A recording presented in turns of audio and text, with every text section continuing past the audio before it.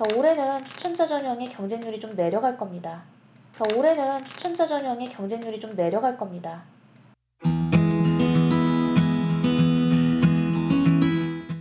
안녕하세요. 입시 읽어주는 여자입니다. 동국대 보면서 옛날 생각을 많이 했어요. 그러니까 입시를 시작했을 때, 입시 컨설팅을 시작했을 때, 그때가 저는 20대였고 벌써 10년이 넘었지만, 그때 한 명 한 명한테 공들였던 거는 지금도 생각이 많이 나요. 초창기에 1대1 입시 컨설팅 할 때 1년에 30명에서 50명 정도밖에 못했어요. 왜냐 한 명 한 명한테 그만큼의 시간을 투자를 해야 되고 그때는 막 직원들이 막 저의 일을 분담해서 나눠주거나 그런 상황이 아니었기 때문에, 그래서 굉장히 힘들었고, 그리고 그때 컨설팅 했던 애들은 다 이름을 기억할 정도라고, 10년이 지났는데도 이름을 기억해요. 근데 그 친구들이 요번에 얼마 전에 5월 15일이었잖아요. 네, 스승의 날이라고 또 이제 이번에 회사 확장했다고 화환을 보내줬어요. 그거를 보고 내가 헛살지는 않았구나. 그리고 그 친구들이 벌써 결혼을 한대요. 10년 전에 컨설팅 해뒀던 친구들이 벌써 결혼한다고 얼마 전에 청첩장도 받았어요. 그래서 제자의 결혼식을 가게 될 것 같아요. 그래서 이 일을 하다 보면은요, 화가 좀 많아져요. 화가 많아져서 아마 직원들 중에서도 저를 이렇게 저 사람 왜 이렇게 화를 자주 내지? 하는 사람도 있을 것 같아요. 근데 일의 특성상 학생도 예민하고 부모님도 예민하고 입시 일을 하는 모든 이들이 예민해요. 그래서 그 안에서 제가 안식년 없이 11년 일을 하면서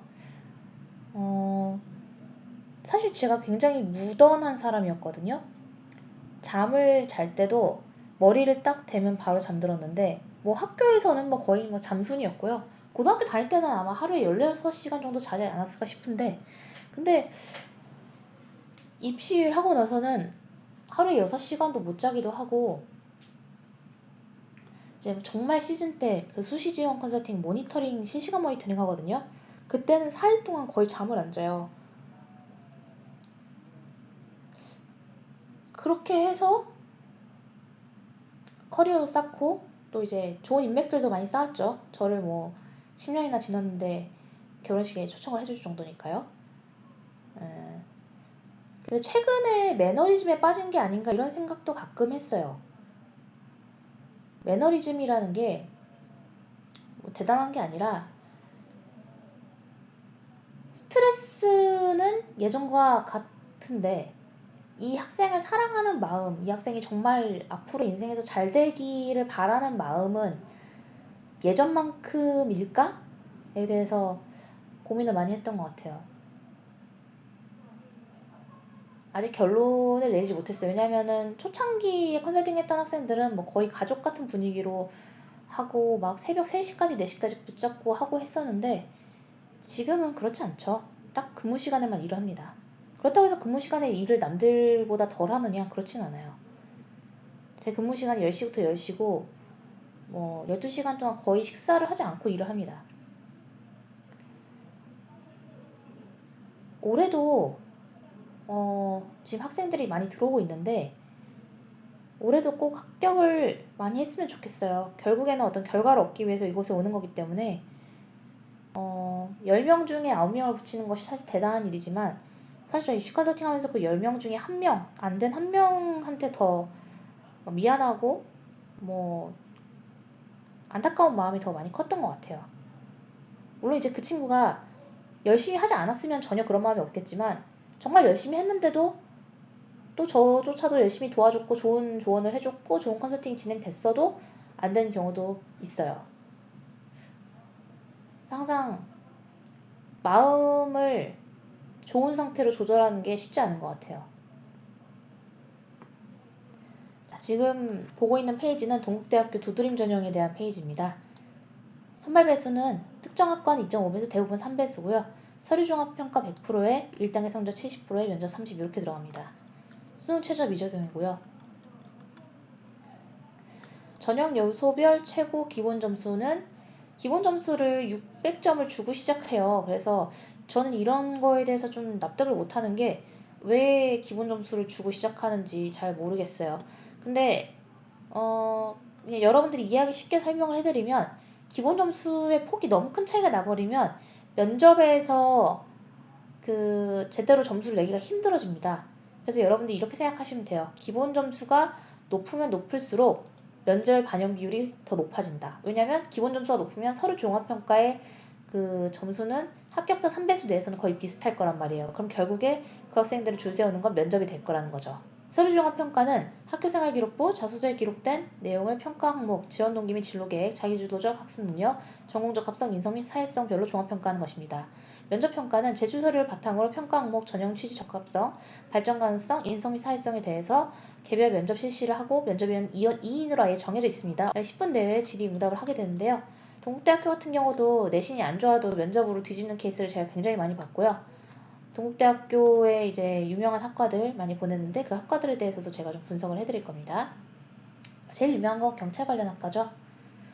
네, 학교장 추천인재 전형은 올해 자소서가 폐지됐다는 게 굉장히 중요하고 일베스 선발한 다음에 추가 합격을 계속 쭉 돌릴 텐데 독특한 점은 고교 추천 인원을 4명으로 하고 있다는 점이에요. 그리고 추천에 일단은 인문계열을 2명, 자연계열 2명 이렇게 4명을 총 받고 있다는 거. 이거 전체를 다 자연계열을 쓸 수는 없다는 거 이렇게 체크를 하시면 될 것 같아요. 올해는 추천자 전형의 경쟁률이 좀 내려갈 겁니다. 왜냐면 요건을 좀 더 까다롭게 했거든요. 제가 지금 보려고 하는 것은 농어촌 전형입니다. 농어촌 전형을 좀 많이 뽑아줘서요. 동국대를 공략하는 농어촌 학생들을 위해서 좀 얘기를 해주면 좋을 것 같아요. 유형 1이 6년이고요. 유형 2가 12년입니다. 농어촌 하시는 분들은 그 6년과 12년의 의미를 잘 아실 거예요. 6년은 이제 가족이 공통으로 같이 살아야 되는 거고요. 부모님들이. 그 다음에 12년은 혼자서만 살아도 상관이 없습니다. 오늘 좀 주의 깊게 다루려고 하는 내용은 서류를 어떻게 채점 매는가, 면접을 어떻게 채점 매는가 그 부분이에요. 왜냐하면 동국대학교는 정말 학교는 정말 좋은 학교인데 일반고인들 낮은 내신 학생들을 선발해주는 걸 제가 많이 봤기 때문에 낮은 내신 학생들, 여기서 낮은이라 하면 6등급을 얘기하는 게 아니라 3, 4등급의 학생을 얘기합니다.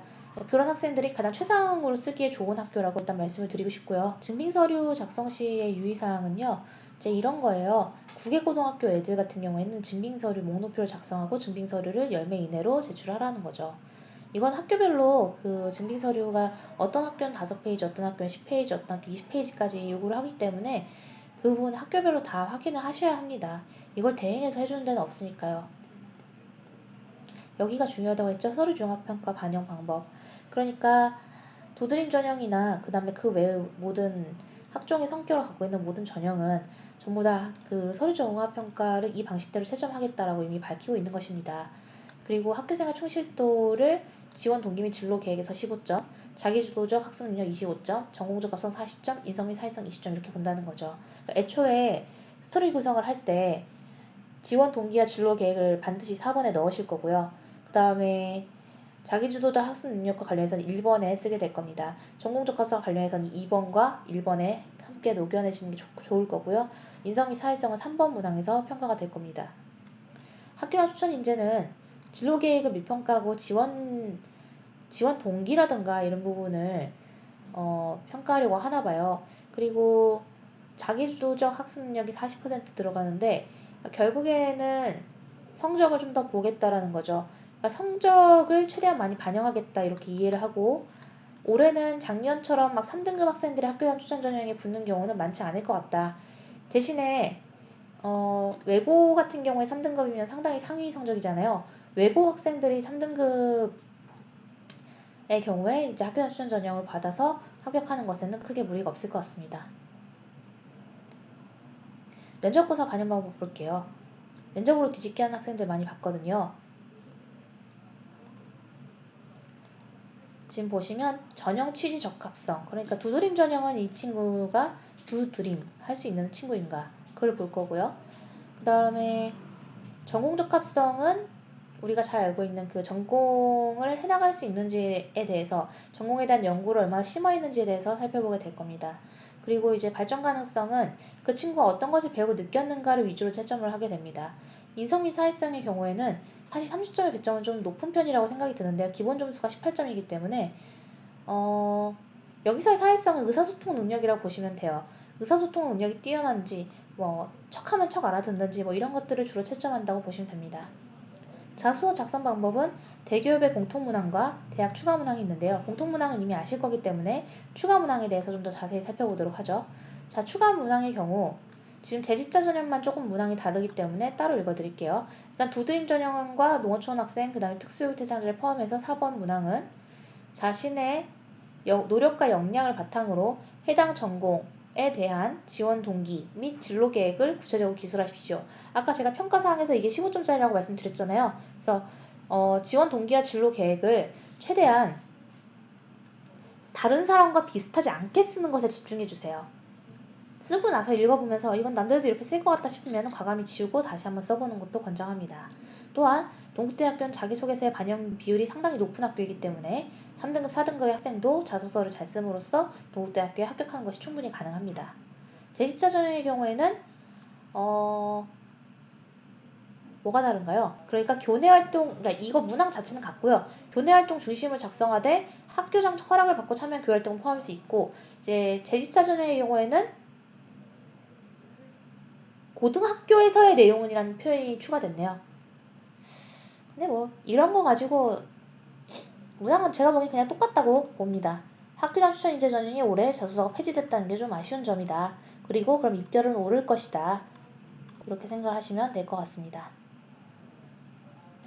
그리고 보이시죠? 면접이 얼마나 중요한지. 결국 동점자는 면접고사 상위자로 합격을 하게 되니까요. 근데 좀 독특한 점은 최종 단계까지 동점자가 발생하면 같이 불합격 처리한다는 거예요. 이런 학교는 많이 없는데 이렇게 안 했으면 좋겠는데요. 그러면 우리 장학금 전형이 있는지 한번 봅시다. 네, 장학제도로는 이렇게 ABCD가 있어요. ABCD가 있고 논술 우수자 전형 위주로 지금 짜여져 있어요. 왜냐하면 논술 우수자 학생들이 최저가 좀 까다롭고 그 최저를 맞출 정도의 학생이면은 동국대로 올지 안 올지 좀 고민하게 됩니다. 그래서 이렇게 수업료를 100% 하는 전형을 8학기, 6학기, 4학기 이렇게 나눠서 ABC 등급으로 주고 있는 걸로 알아요. 그 다음에 두드림 전형의 경우에는 모집 인원의 상위 1% 이내인 최초 합격자의 경우 수업료 50%를 두 학기 동안 이제 장학금으로 주게 되는데요. 상위 1%는 너무 짜지 않나요? 쉽게 얘기해서 두드림 전형이 600명이다 라고 하면 6명을 간당간당 준다는 건데 좀 너무 짜지 않나 싶네요.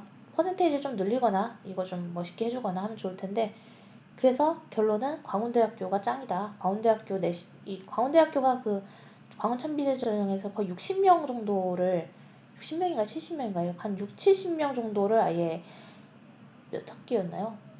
네, 상당한 장학을 준다. 네, 광운대학교 걸 한번 찾아보시고 오시면 좋을 것 같습니다. 복지 장학도 잘 돼 있고 기타 교내 장학도 잘 돼 있으니까요. 특히 성적 우수 장학이 있는 게 저는 좋다고 생각해요. 수석, 성적 우수, 모범, 강점의 수석, 교육활동 우수 이렇게 다 있으니까요. 동국대를 준비하시는 분들은 이런 장학 제도에 대해서 잘 알아보시고 본인이 해당하는 바를 확인해 보시면 좋을 것 같습니다. 그럼 동영상은 여기까지 찍도록 할게요. 그러면 다음 동영상에서 만나요. 안녕.